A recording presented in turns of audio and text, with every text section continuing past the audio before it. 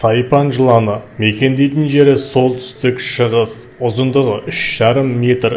Жыланның уының күштілігі сонша бір рет шаққанда 100 ересек адамды немесе 250 мың тышқанды ажал құштырады. Мульга немесе қоңыр патша атты жылан. Мульга жыланның уы өте қауіпті. Бір шаққанда 150 мг у бөледі. Ол Австралияда кеңінен кездеседі.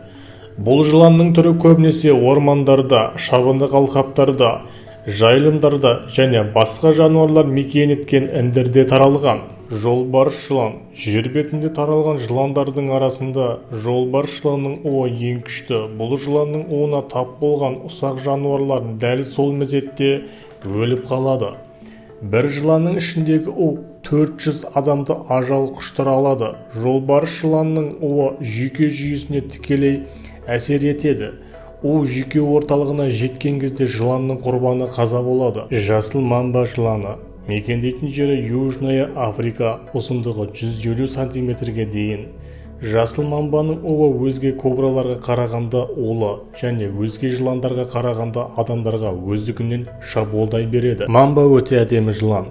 Оның қабыршақтары лағыл түсті және сары көк реңмен алмасып тұрады. Мамба уының әсерінің жылдамдығы соншалық, тіпті сол мезетте дәрігерлер адамға у қайтарғысын егіп үлгермей жатады.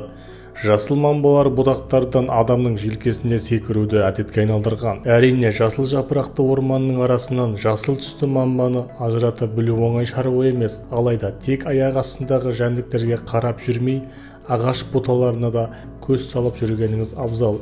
Видео ұнаса лайк басып, өз пікіріңізді жазып, қызыл подписацияны басып, біздің каналға тіркелуге